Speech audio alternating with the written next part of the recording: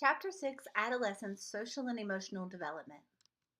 So in this section, we will discuss an overview of social emotional development, the milestones in adolescence, emotional development, self and others, and psychosocial development. So an overview of social emotional development. Social emotional development are the experiences, expressions, and management of emotions and ability to establish positive rewards and relationships with others. It deals with interpersonal with people and intrapersonal self relations. So let's look at some of the milestones. So, adolescents during this age are really focusing on their peer group. So, they're preoccupied with their body image and they're very concerned with what other people think about them. And they're constantly asking themselves, am I normal? Daydreaming, wanting to know who I am as a person. And they have a strong allegiance to their friends and their peer cultures. So, emotional development. Emotional development highlights. So there's a fluctuation of emotions during adolescence and its intensity of emotions as well. Primarily because the brain is still developing, especially the prefrontal cortex that is their risk-taking center. And a lot of their emotions are stemmed from them feeling things for the first time. So emotional regulation improves with the frontal lobe development and it continues beyond adolescence into adulthood. And their emotional vocabulary continues to increase as they learn to talk and communicate with others, especially their peers. And their emotion understanding continues to develop as well.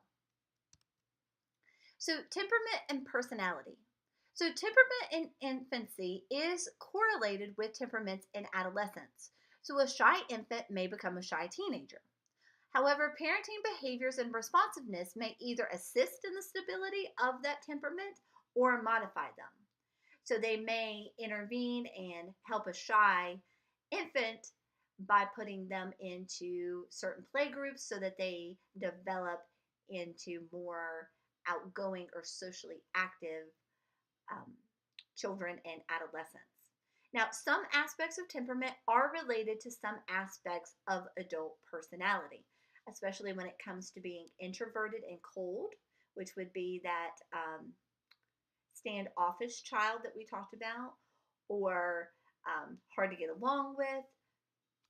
They all kind of filter in together. Now, attachment. The secure adolescent is more likely to display the following behaviors. So they'll have better physical and mental health, higher self esteem, better relationships with peers, their social competence, lower levels of psychopathology. They have trust, self worth, and the ability to function alone or in relationships. Now, examples of attachment impacts at this age would be if a person believes that he or she cannot trust others, but that he or she is competent, then he or she may be controlling or bossy. And if a person believes that they are untrustworthy, but that others are more competent, they may be clingy and jealous in their attachment. So let's pause and process what we have covered so far.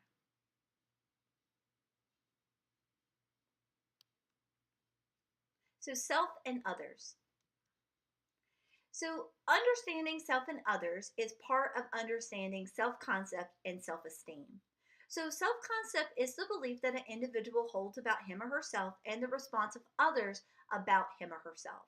So, self concept includes attitudes, beliefs, roles, and goals that one has about their self.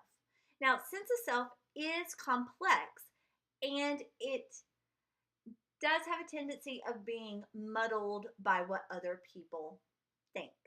Now, self may vary depending on who they are and who they are with and the setting they are in. So they have multiple selves, and this is known as performativity. They perform the self that they think is acceptable in certain situations and with different people. Now, they have an awareness of their fluctuating self and who they want their future possible self to be. And this is the result of more advanced thinking and exposure to different contexts as they're learning about who they are. Now, self-esteem refers to the subjective, evaluative sense of self. And a positive self-regard and self-esteem would protect the youth against negative outcomes. However, it's this give and take process of what one thinks of their self and then what other people think of them as well. So, family influence has a big impact on self and others. So, the parent child relationship during middle childhood is a predictor of the relationships during adolescence. And relationships can be warm and supportive or conflict ridden, depending on if the parent is authoritarian, do so because I said so, or you need to do this because, or explain to me why you want to do this, or do whatever you want, it's up to you, or uninvolved with not even being there. So, family influence is a little further. There is really no typical American family. And family structures can have an impact on adolescent development in many, many different ways. There's tons of different types, and it all depends on the environment in which they are in. So, divorce and adolescence. So, adolescence, just like any other age, is affected by divorce. They're more developed socially and emotionally. Peers are have our primary orientation, so they really care about making those connections with their peers. They may lack consistency and discipline, lack control, known as growing up too fast. They may act out in anger or frustration. They may have higher rates of delinquency, substance abuse, and sexual promiscuity. It all depends on how much guidance and support they have from the divorced parents. They also may drop out of high school and they may have premature death in adulthood.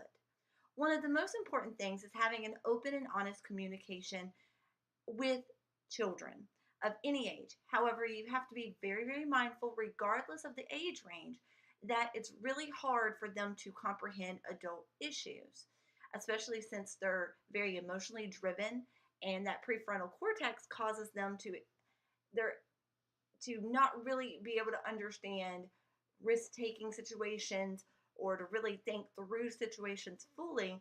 So they may overreact a little bit, or they may not be able to handle it, or they may put a lot of pressure on themselves because they just really cannot understand the complexity of these emotions that the two divorced parents have because they see you as two different people instead of as a couple together. So they may have a lot of trouble disconnecting and understanding those complex issues, especially since they're feeling a lot of emotions for the very first time. So, divorce and adolescence with girls.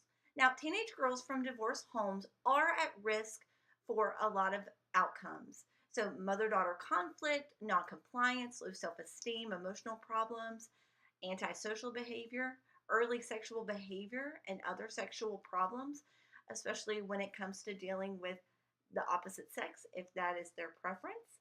And teenage pregnancy is 3 times more likely because they don't have a father role model to guide them. But that can happen to anyone depending on how much parents communicate and also with how much supervision there is. Now, difficulties for teenage girls do extend into adulthood. So, pregnancy before marriage, marrying young, marrying unstable husbands, especially due to those roles and what they see. And then also an increased risk of divorce for themselves. So, peers. During this time, adolescents care more about their peers and their friends than they do anything else. They want to be connected at all times. These relationships are very important in regard to social and emotional support, and these relationships play an important role in influencing their behaviors, attitudes, self worth, and identity. They pick peers who they believe are most like them or who they want to be like. So, most adolescents belong to a peer group, and these groups are different based on identity and values and norms. Now, this is sometimes referred to as peer culture, and it could also be referred to as crowds or cliques. Now, they may also identify with a set of rules regarding the group that they associate with, like how to dress, how to talk, what to listen to, how to interact with other people. And it may also determine what activities they like or opt out of doing. So, crowds and cliques. Crowds are a large mixed sex group of children and adolescents who have similar values and attitudes and are known by a common label. So, crowds are larger and less intimate than a clique is, or a small group of friends. And members of a crowd may or may not necessarily interact with each other. So, for instance, class rank. So, the freshman class, that is a crowd. A class, so if you're in Miss Stallings' English class, that would be a class crowd. However, there are cliques within crowds. Now, in a crowd, not all cliques interact with each other, or you may not interact with everyone that's in that crowd. However, there's a common thread across. So, jocks, athletics, but there's different types of athletic teams, and those teams may or may not interact directly with each other, even though they're classified under athletes. And crowds also give opportunities to meet new people and explore new identities because there's so many different combinations of people in a crowd. Now, a clique is a smaller group of friends that are similar in appearance, demographics, and or activities. So, cliques provide a stable social context in which the groups really get to know each other well and form close friendships. Now, these friendships may be close in a positive way or a negative way. Cliques can be both. Now, clique membership during high school is part of the social hierarchy, and as we know from a lot of us have seen Mean Girls, how there's a bunch of different cliques throughout schools, especially in high school, but how they interact and what they do amongst those groups really impacts the relationships and how people form their identity. So, dating during adolescence. This is the time where dating typically starts happening, and there are sexual differences in motivation. Females are looking for companionship and they want to be psychologically close with someone, they want to have that emotional connection. However, males look for someone that's attractive, which they can have fun experiences with. Now, these are typical things. They don't apply to everyone, but it's a common thread across adolescence. Now, due to these mix matching of expectations and motivations, there can be some difficulties when it comes to expectations and longevity. And at the end, it can cause hurt and confusion when, for instance, a girl thinks that she was psychologically close with someone where the male wasn't looking for that. So they're not matching up um, across motivations and what their expectations are. Now, dating relationships are very helpful when it comes to dating schemas. So, the more that adolescents do date and have these experiences, the more they create this knowledge of what type of relationships they want in the future. Or so they are going to use that accommodation and assimilation to, oh, this was really great in this relationship, so this is my idea of what a relationship is. And then you may have an accommodation where you realize that what you thought you wanted wasn't what you wanted, so you changed and you accommodated to make a new schema for that equilibrium that Piaget talks about. So, the electronic world during adolescence, as we know, most adolescents are always connected to the electronic world in some way.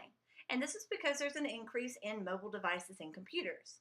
Now, there are positive and negative impacts for this. One is the lack of moral fortitude when handling such power and responsibility. Now, that is partly because technology is quite new, even though a lot of you are thinking that it's not. But in the 80s and even in the 90s, people didn't necessarily get access to the internet to where they could find their research and they can find any information that they want at their fingertips. They had to go to the library and they had to actually look for these materials. But nowadays, you can get on the internet and find anything. And a lot of teenagers will do things like purchasing papers, which is a very big academic no and can cause a lot of negative consequences for your academic career. Also, things like plagiarizing and cutting and pasting text and using it as your own words. So, with that, especially in schools and changing the climate, since there's so much technology and so much information at our fingertips, knowing how to use things correctly and how to give credit where credit's due and how not to plagiarize, how to use quotations and how to use our writing formats such as MLA and APA in Chicago, and there's tons more. But it all depends on what your major is, what your focus is, what class it's for, but knowing how to use this power and this access or a great abundance of information properly is one of the major negative impacts. However, positively, you can get almost anything from a computer and may or may not have to go to a library depending on what you're researching and looking for. So, social networking is another thing that is very popular when it comes to teens, and it's very critical to them. They feel like they have to be connected at all times. So they update, they publish frequently on social networks. And they stay connected primarily through their phones, text messaging, um, posting, all these tweeting, whatever they do. Now, with that, they have to find a balance though. So it can be very negative when they're always connected because things like cyberbullying can happen. And sexting is also another thing that a lot of teens don't realize can have negative consequences on them in the future. Same thing with social networking, being very mindful of what you post because everyone has a digital footprint and things don't go away from the internet just because you delete it. A lot of things are there and it's going to have a continuous trail behind.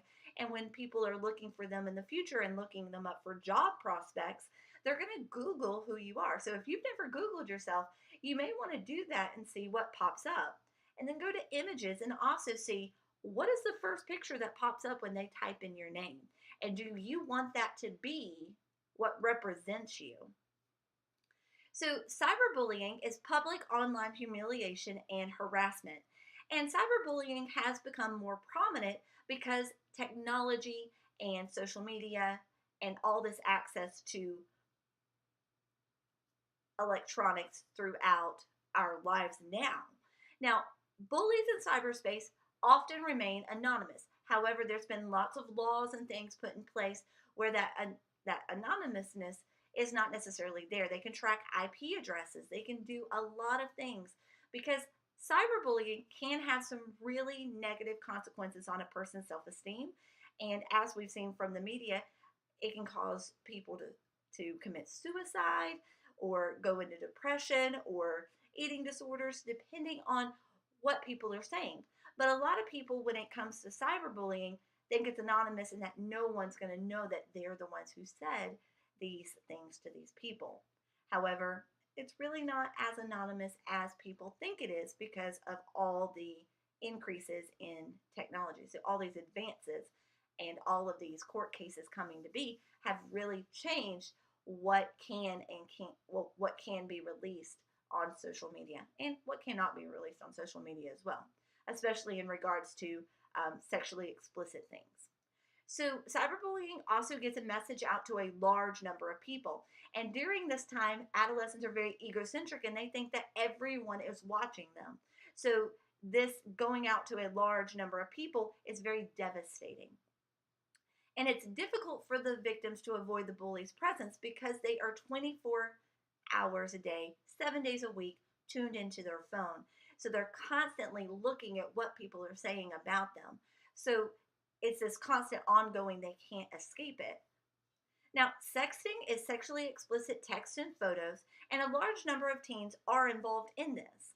Now, the problem with this is, like we said, depending on your relationship expectations, some girls, for instance, may send pictures to their boyfriend trying to build a connection, whereas the guy he may be more interested in the attractiveness quality and having fun, so he may show it to a friend or he may share it and not think about the repercussions of his actions. And that's a lot of things that have happened with sexting that we've seen in the media and in movies about how things get shared.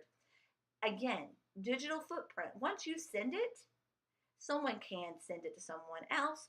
Even if the person doesn't share it, they could have their phone out and it could pop up on their main screen. Somebody could get into their phone or into their account and they can spread these out. Now, federal and state child pornography laws do apply in this case, especially with adolescents. Anyone under the age of 18 who shares things like this, it is considered child pornography. So being very aware of that is very, very important, especially if you are cyberbullying and you share a sexually explicit picture, you could face child pornography law consequences for that. So adjusting to middle and high school. Now, most school transitions are mostly negative to a child's self-esteem and behavior, but it really is this transition period, and the more positive we can be and the more supportive we can be during this time, the better. But some of the things that really affect behavior is how crowded it is in the halls, how they're going from a small fish to a bigger pond syndrome. And again, they're very egocentric, so they're worried about all these people that are around in this new environment. Having multiple teachers is another cause for stress. Not having books to take home with them, learning how to navigate the new school, how to get to class, how am I going to get there on time so that I'm not tardy, and the new expectations such as lockers, switching classes, etc. Now, the adjustment makes those bad effects just temporary because they do become acclimated to their new environment.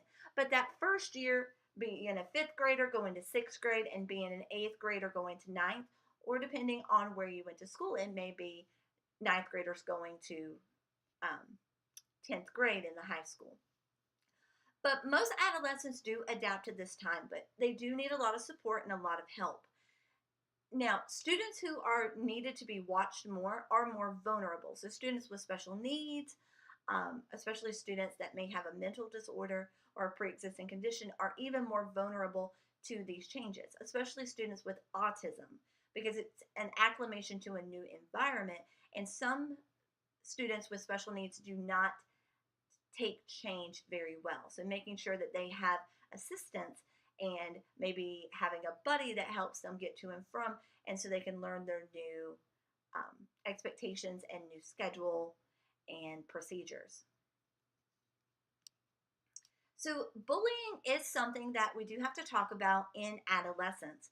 It does become a little different from what it was when they were in elementary school. Now, bullying is an aggressive behavior which intentionally hurts or harms another person. Now, for it to be bullying, typically it's considered a reoccurring action, and it creates a power imbalance such as that it's difficult for the victim to defend him or herself. And there's four main types of bullying that occur, but there's subcategories that fall under some of these. So physical bullying is any type of bullying that involves hitting, kicking, tripping, anything that involves physically touching someone or their property. Now, verbal bullying and physical bullying can come together at the same time. Now, verbal bullying is anything that is said with words. Now, this could also be psychological bullying. It could be prejudicial bullying. It could be sexual bullying as well. So it's anything that is said to a person that can cause them harm. So insults, name calling, intimidation, homophobic or racist remarks, verbal abuse. Now, verbal abuse typically does happen with physical bullying as well. A bully typically doesn't come up and just hit you. They say something to you first. So verbal bullying is one of those first things that typically happen before physical occurs. Now, social bullying is designed to harm someone's social reputation or cause humiliation. And this can be done through lying, spreading rumors, engaging in excluding them from things, mimicking them, making fun of them, or making nasty or playing nasty to embarrass or humiliate them in some way. Now, social bullying and verbal bullying are very similar. However, social bullying is where there's that isolation to someone or trying to hurt their reputation in some way. Now, cyberbullying does also fall into verbal and social. Because cyberbullying, this occurs online and it includes any use of hardware, so any device or any social media platform to send harmful texts, emails, posts, images, videos, gossip, rumor, or logging in under their stuff. So all of these are intended to harm someone in a malicious way. So let's look at some characteristics of bullies. Now, bullies typically have low self esteem. They have difficulty using nonviolent problem solving skills. Bullies really try to use their behaviors to control other people or to control the situation. They may have trouble maintaining relationships. They lack compassion, which means they lack sympathy and empathy as well. And they use it as a power and a control mechanism. Now, bullies typically have a reason for why they're doing what they're doing, especially when it comes to learned behaviors. So, aggression is generational and it can be learned from parents. So, if that is the way their parents act towards them, they may act that way towards other people. Same thing with siblings or family members. Now, hostile attributional bias. This is thinking that bullies are always suspect of intentions of others and see hostility where there is none. So some bullies lash out even though there isn't a reason there, but they believe that there is. And that's part of that egocentrism where they think that everybody's watching them and everybody's judging them. Now, male bullies are usually more physically aggressive and dominant, whereas females are more relational. They use relational aggression and social dominance. Now, physical bullying is more common in elementary and middle school, and social and cyberbullying are more common in high school. Now, let's talk about bullying victims. Now, victims typically are physically weak, probably smaller, may wear glasses, may be a different race, religion, different culture. They may be new at school, they may be overweight, or they may be quiet or shy or awkward. And bullying can really cause a lot of things to happen to them, but it could also be them lacking social skills or they may have a mental condition as well. Now, one major thing is that the lack of friends often makes them lack the social support that they could use to buffer or keep a bully away.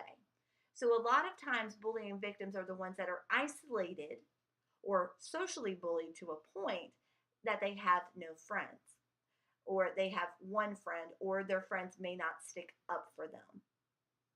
They can experience physical and emotional scars, and these physical and emotional scars can last a lifetime and have very negative consequences for them when they're moving to adulthood and creating relationships. They're often withdrawn socially. They may suffer academically because they're so worried about being bullied. They develop anxiety and they may experience mental and physical health problems. So, how can we prevent bullying? Well, first off, a lot of schools have what is known as a zero tolerance policy. Now, zero tolerance says it's kind of this 3 strikes, you're out type thing, and where they say you're out, which if there's any type of drugs or bullying or guns, they just completely exclude the student from the environment. So they will suspend or expel them from school based off of certain situations. Now, the problem with this is just because they're gone from school doesn't mean the problem has been resolved. So supervision and monitoring and giving support to the bully and to the victim is very important. So giving them as much support, helping them through counseling, helping them with social skills, anger management, whatever it may be, is very, very important. And then at school, just in general, especially since adolescents are there, but also in different organizations, making sure that adolescents and children know what to do when they see bullying. So witnesses need to be encouraged to report bullying in adolescence, that's kind of hard for some of them to want to do because they want to fit in with their peers. They don't want to be isolated. They're afraid the bullies are going to turn on them. So there's some things that they can do. A lot of schools do anonymous tips. So trying to help, but witnesses cannot be the only ones to prevent bullying. Teachers, parents, anyone that is involved, any caregiver needs to be aware of what's going on, symptoms, if there's a change in behavior, what's going on. So, working during adolescence. A lot of adolescents do work during their teen years. And there are a lot of positive outcomes, but there's also some negative outcomes. So, some of the positives are they develop a sense of the value of money. They're making their own money, they're making their own purchases, they're making goals, and they're trying to obtain them. They also learn about the work culture, so they learn how to interact with other people, they learn people skills, they learn how to deal with conflict as well. They also learn about the importance of punctuality, so being on time, not skipping work, and they meet new people. Now, negative outcomes could be academic struggles. If they have too many hours, that can cause a very negative impact on their academics. They may also increase their substance abuse or their delinquency or their physical and psychological abuse. It all depends on those new people that they meet and also how many hours they're working and if they're trying to use uppers to be able to focus at school. So using caffeine or using cigarettes to cope or alcohol to help them with their issues that they're dealing with. So there has to be a balance. And depending on the age, there's typically a limit of how many hours, but some employers do kind of bend those rules a little bit. But you just have to know what's a balance of what you can handle and what you can't handle. So we're going to pause and process what we have covered so far. So go back and review as needed to address these questions. So psychosocial development in adolescence. So at this time, they are in stage 5, which is known as identity versus role confusion. And this is from ages 12 to 20. And during this time, they have a crisis of who am I? So it's identity. Who am I? Who am I supposed to be? What is my purpose? And if they cannot figure out who they are, what is their purpose, then they have role confusion and they may go back and forth between different selves for a while. They may never really find out who they are. It all depends on their context and their exposure to who they can be. In this stage, reliance on adults does become increasingly less because they're really trying to figure out all about themselves, being independent, being their own person. So during this time, identity is the major focal point for adolescents. So they're constantly questioning, who am I? They're beginning to think abstractly about their personal characteristics and their interests, and the future makes them really try to figure out who they want to be. Now, becoming sexually active, behaving more like adults, considering occupation goals, their social and political values, and their religious beliefs can motivate them to think about who they want to be and who they are. Now, Erickson called this crisis for adults identity versus role confusion. Now, identity is the notion that the self is comprised of different aspects, having distinct boundaries that constitute a whole. So it's an integrated personality. So we're not just one identity at a time. It's called performativity. We choose which identity and which role we're going to play at different times. And there's different forms of ourselves. So right now, I'm performing teacher. But later tonight, I'm going to have to perform my identity of mom and then later wife. So role confusion is the disjoined, fragmented notion of self resulting from an inability to integrate the various aspects of personality into a unified person. So this is where people are flip-flopping back and forth and they're changing who they are because they don't know who else to be. So they, for instance, in adolescence, they may have a goth period, and then they may have a preppy period, and then they're trying to figure it out. But eventually, they should decide on one and not flip back and forth consistently throughout their life. So they resolve this crisis by trying out different roles or possible selves, and they explore the possibilities and consequences of displaying that personality or that identity in different contexts. So there's certain times that you act a certain way and certain times that you don't. Role confusion, if someone is in that stage, they may act inappropriately in certain situations and with certain groups. So, identity exploration is a big concept in adolescence. And James Marcia explained it on Erik Erikson's theory by focusing on exploration and commitment. Now, exploration refers to the process that adolescents use to consider and try out different selves, so different beliefs, values, and behaviors. Now, individuation is the process by which an adolescent recognizes or develops his or her personal identity as an individual that's different from their family. So they develop their own values and belief systems, and they have the courage to make decisions and live by these. Now, commitment refers to the individual choices that are made during exploration. And Marcia created four categories that occurred during this time.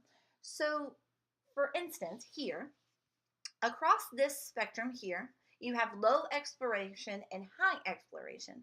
So it means this is where they're looking and they're trying to figure out what it is they want to do by exploring different options. Now, commitment is this is who I want to be. So it's either low or it's high.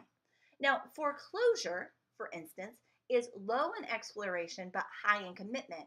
So an example of this would be I've made a choice without thinking. So they haven't really explored options of what they want to do per se or who they want to be, but they're going to be maybe who other people tell them they want to be. So an example of this would be an adolescent who says, I want to be a nurse. And then you ask them, well, why do you want to be a nurse? Well, because my mom told me that it's good money and I would be able to get a job after college. So I'm just going to be a nurse. And then you sit there and you think and go, well, do you like do you like working with blood? And like, oh, I hate blood. I hate needles. Well, then do you really want to be a nurse? So that would be an example of a foreclosure where maybe somebody told them what they should do without thinking about a decision. So they had low exploration because they didn't really look into what being a nurse entailed, but they automatically committed to it because somebody told them. Now, identity achievement would be I've thought about it and I now know what I should do with my life. So this would be for instance, going to college or choosing a major. So I've explored all these different schools and I've looked at all these different majors, and this one has the major that I'm really interested in because I want to do this, this, and this. So I'm going to pick this school and not this school. That would be an identity achievement because they've explored all their options. They've looked at their major. They know why they want that major and why they want to go to that school. So they've made that choice and that commitment to go to that school and to be that major. Now, an identity diffusion would be I don't know and I don't care what I'm supposed to do with my life. So they're not committed to anything and they haven't even explored their options. There are some adolescents, especially towards the end of high school, that do feel that way. They have no idea what they want to do. So they need a lot of guidance and support with exploring. So things like aptitude tests to show what they're good at or what possible careers match up with their interests is very important there. But they have to explore options to make a commitment. But during identity diffusion, they haven't done either. Now, moratorium is I'm thinking about what I should do. So they're not committed to anything because they're in the thinking process. So they have high exploration. So they're thinking about it, they're exploring, they're trying to figure out what major they want to be, why they want to be that major, what school they want to go to, why they want to go to that school. but they haven't made a decision yet. So moratorium is where they're thinking about it and exploring, but no commitment yet. So ethnic identity is another thing that is prevalent in adolescence. And this is defined as one's sense of belonging to a certain ethnic group. And by adolescence, most teens have a good idea of what ethnic group they belong to. Now, doesn't mean that they have to always be a part of that ethnic group. They can be part of other peer groups as well. But a lot of times, people in general have a tendency of going and becoming a part of a group where people are like them. So, Jean Finney proposed a three-stage model of ethnic identity development. And it's expanded from Marcia's model of personal identity formation. So, unexamined is the first stage. And this is where they have accepted ethnic identities of significant family members without exploration. So, I am this ethnicity because this is what my family is. Now, during this stage, also, they internalize stereotype identities that pervade the media. So, this is my family, and I'm like my family. So this ethnic identity that my family has is mine. And when I watch and I hear things, I'm listening to what people are saying about who my family and my ethnic identity are. Now, moratorium is where their exploration of identity and differentiation of culture of origin and dominant culture. So they're really looking at what does it mean to be part of that ethnicity. And their emotional experience and rapid sense of personal and cultural awareness. So they're still looking at how other people view their ethnic or their ethnicity as well as they're exploring the differences of where their ethnicity comes from. Now, acceptance is when they have increased and have a healthy acceptance of who they are, and they allow for a full appreciation of multiculturalism. So they're more out to learn about different cultures and about their own culture so that they can see that people are different and that they understand that what I believe is okay because that's part of who I am, but other people may have different viewpoints or may view things differently, but I may be able to help and talk to them and get to know more people of different ethnicities and cultures. So we're going to pause and we're going to process again about what we have covered so far. So go back and review as needed to answer these questions. And that is the end of this section.